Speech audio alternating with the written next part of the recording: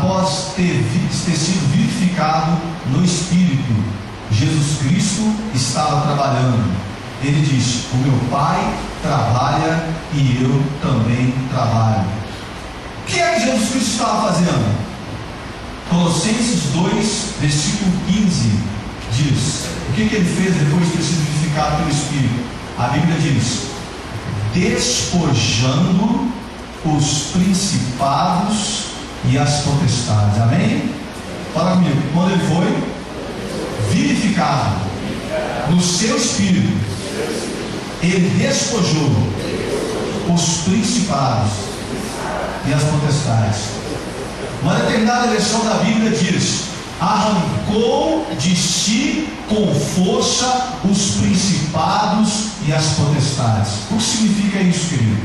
Quando Jesus Cristo estava morto, todos os poderes do inferno estavam unidos numa só direção, num só objetivo. Qual era? Impedir a ressurreição do Senhor Jesus Cristo. Quando Jesus Cristo estava morto, se eles segurassem Jesus Cristo morto, a vitória do inferno teria sido total. Mas a Bíblia diz que era impossível que a morte retivesse em seu domínio aquele que é por excelência o autor da Bíblia.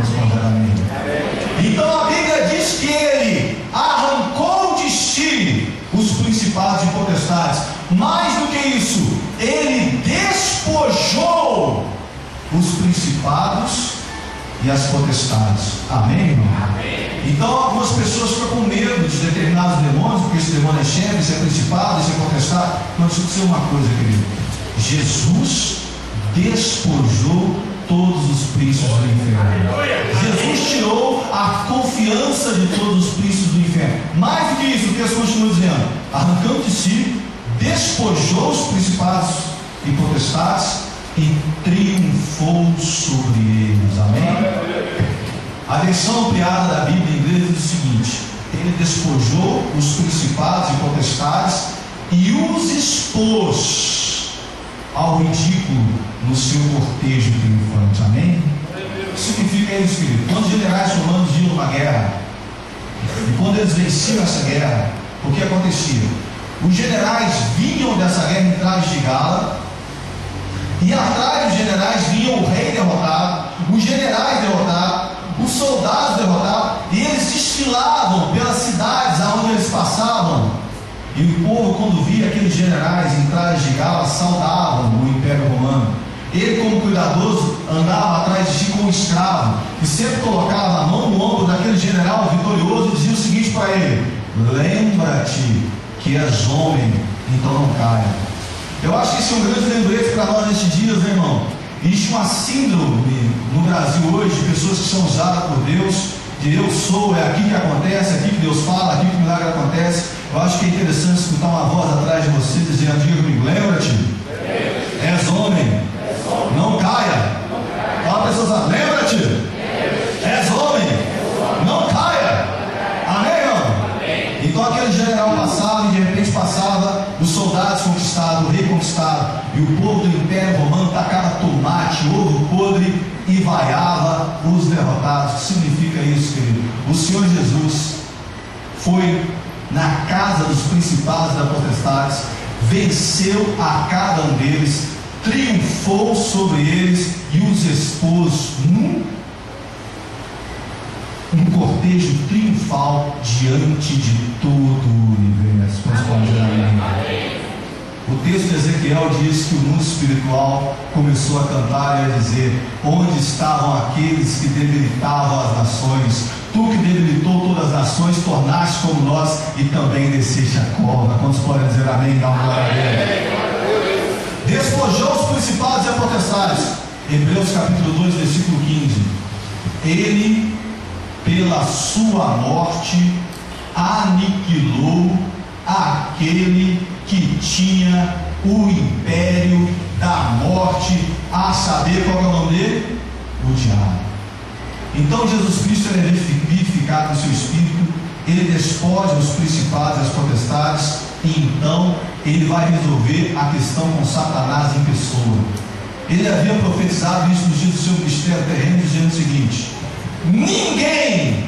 entra na casa de um homem valente sem primeiro amarrar o valente.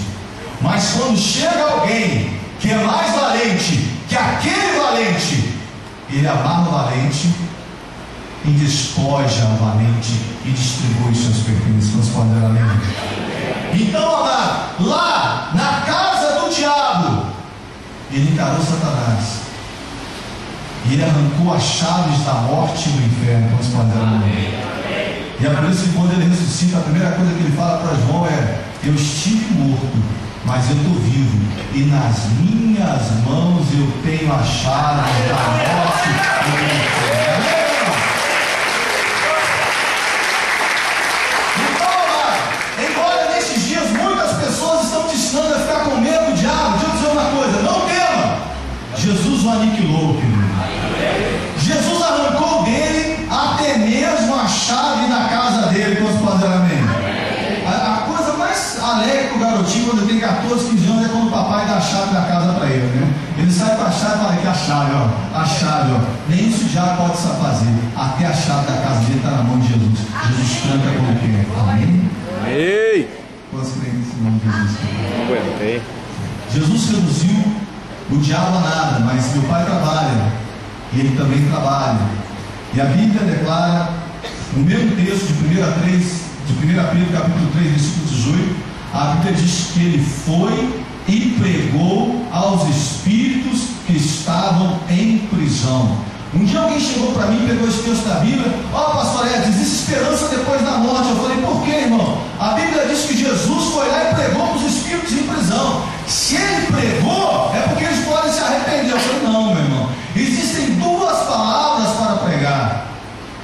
Uma das palavras é evangelizou. A Bíblia não diz que ele evangelizou, a Bíblia diz que ele proclamou uma verdade aos espíritos em prisão, o que é totalmente diferente. O que significa isso?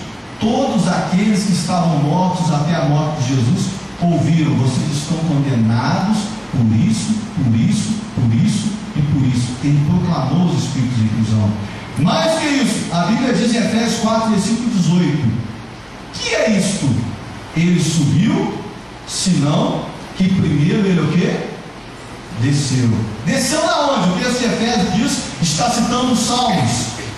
Ele desceu até as regiões inferiores da terra. O texto de Salmo completa dizendo assim, desceste aos abismos, levaste cativo o cativeiro e recebeste como presentes homens como dons. Que texto estranho! Jesus vai lá, proclama aos espíritos que está em prisão, mas naquele mesmo lugar a Bíblia diz que tinha um cativeiro. O que significa isso, querido? Se você escutar a parábola de Lázaro e o homem rico, chamada de parábola apenas nas notas da Bíblia, porque o texto não diz que é parábola, pelo contrário, a Bíblia diz havia, e não começa as parábolas com o verbo haver. A Bíblia diz que Lázaro morreu e foi sepultado, o rico morreu e foi sepultado, e Lázaro estava onde? No seio de Abraão. E o rico estava onde? No inferno e tormentos. Mas você vai ver que eles estão no mesmo lugar, mas separados por um grande abismo. Eles estão lá no mundo inferior. Então as pessoas que partiam antes de Cristo não subiam ao paraíso, eles estavam no seio de Abraão, no lugar de descanso. Mas Jesus, quando ele desce naquele local, após proclamar os espíritos em prisão, o que ele faz? Ele vai passando de lugar em lugar lá no seio de Abraão, e ele vai abrindo a cela do cativeiro. Ele passa na primeira cela e lá está Abel. E Abel pergunta para ele: quem és tu, Senhor? Quem eu sou? Eu sou o cordeiro que você sacrificou. Vamos dizer amém? Amém. Ele passa na cela de Abraão e Abraão fala assim: quem é você? Eu sou a semente de Abraão. Vamos dizer amém? Ele passa lá na cela de Jacó e fala de Jacó: quem é você? Quem sou eu? Eu sou o temor de Isaac. Ele passa na cela dos filhos de Israel: quem é você? Eu sou o forte de Jacó. Amém. E ele leva cativo o cativeiro. E a Bíblia diz que ele sobe aos céus. Amém. E quando ele chega no céu, tem uma recepção de gala esperando por ele. E os anjos começam a cantar no Salmo 24: dizendo: levantai-vos, ó portais eternos, levantai-vos, portais a vossa cabeça. Para quê? Para que entre o Rei da Glória.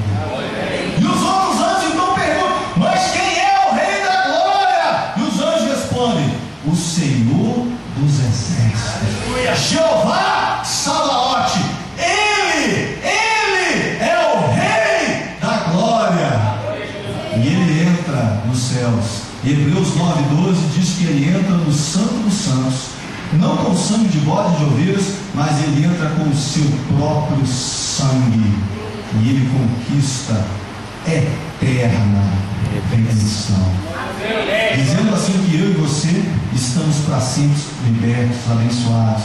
Então a Bíblia diz que o Pai olha para ele e diz para ele assim: tu és meu filho, eu hoje te gerei, tu és sacerdote eterno, pela ordem de Melquisedeque. Assenta-te na minha direita, e eu colocarei os teus inimigos debaixo dos seus pés. Glória do Senhor.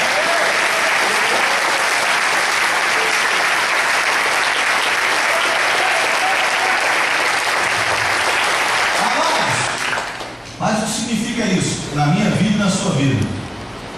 Bom, para nós entendermos isso, nós temos que entender como é que aconteceu todos os males e todas as desgraças que existem no mundo. Sempre que você vê alguém doente, sempre que você vê alguém morrendo, sempre que você vê um acidente, sempre que você vê algo ruim, fala para a pessoa: a culpa é de Adão. Fala para ele: a culpa é de Adão. Amados, quando Adão pecou, quando Adão morreu espiritualmente, aonde você estava? Pergunta para a pessoa: onde você estava quando Adão errou? Quem sabe onde você estava, irmão? Fala comigo: eu estava dentro de Adão. Adão é o pai da humanidade física. Adão é o cabeça da humanidade. Quando Adão comete um erro, toda a humanidade cometeu dentro dele. Isso é explicado no livro de Hebreus, quando Abraão dá o dízimo a Melquisedeque. Então o apóstolo explica que dentro de Abraão estava Levi, dentro de Adão estávamos nós. Então o que significa isso? Quando Adão pecou, eu pequei. Quando Adão foi derrotado pelo diabo, eu fui derrotado pelo diabo. E é por isso que o pecado entrou no mundo por intermédio de um só homem, e a morte passou a todos os homens. Isso explica todos os males da humanidade. Agora, a Bíblia diz no livro de Coríntios que Jesus Cristo é duas coisas para mim: ele é o último Adão, ele é o segundo homem. Fala a pessoa: sabe, o último Adão, segundo homem. Último Adão, porque na cruz do Calvário morre a derrota, amém, irmão? Na cruz do Calvário morrem os meus pecados. Toda a raça humana, todos os filhos de Adão são condenados na cruz de Calvário, na pessoa de Jesus Cristo. Nós podemos dizer amém? Então a Bíblia diz que Jesus Cristo morre espiritualmente, mas ele é vivificado no Espírito, ele é justificado no Espírito. Segundo a Bíblia, o novo homem, que segundo a Deus é criado em justiça e santidade. E o que significa isso? Da mesma maneira que eu estava dentro de Adão quando Adão pecou, eu estava em Cristo quando Jesus morreu espiritualmente. Quando Jesus Cristo nasce de novo em seu espírito, quando ele é justificado, fala comigo, eu estava lá, dentro dele. Eu nasci de novo, eu fui justificado no meu espírito. Essa está em Efésios 2:1, versículo 1 a 6. Ressuscitados com ele, vivificados juntamente com ele, vos assentados nas regiões celestes. O que significa isso, querido? Você foi vivificado com Cristo. Agora, deixa eu dizer uma coisa: se você estava dentro de Adão, você estava dentro de Cristo. Uma pessoa sabe: se você estava dentro de Adão, você estava dentro de Cristo. O que significa isso? Quando Adão foi derrotado por Satanás, eu fui derrotado por Satanás. Mas quando Jesus Cristo, o segundo homem, foi lá e despojou os principados e as potestades, fala a pessoa: sabe, era eu que estava lá, despojando os principados e as potestades. Amém? Quando Jesus Cristo triunfou sobre ele e os expôs no seu cortejo triunfal, era o pastor Edson que estava lá, era o Jonas que estava lá, era cada um de vocês que estava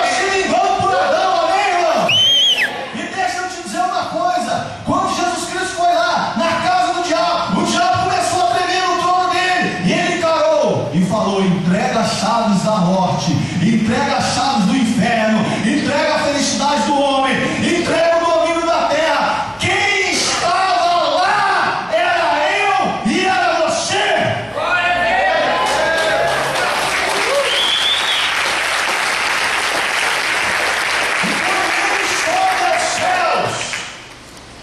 E ele é recebido no seu cortejo triunfal.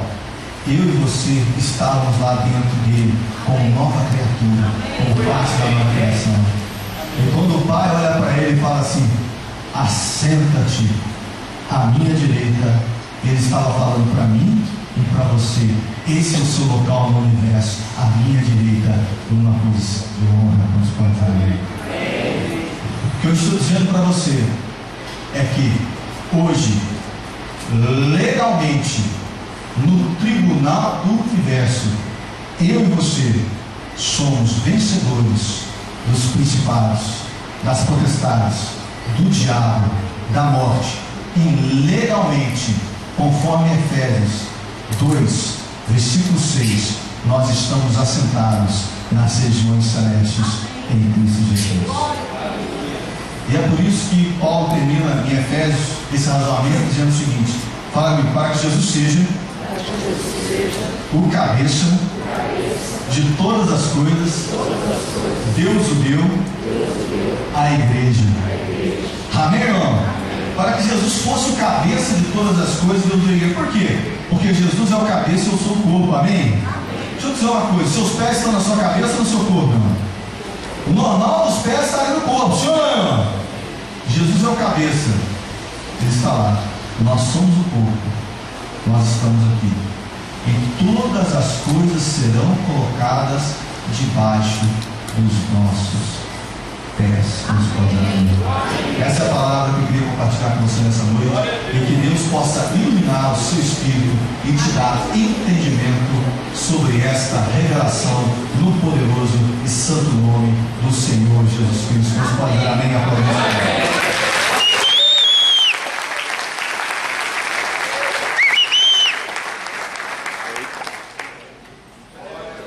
Quem quer uma cópia?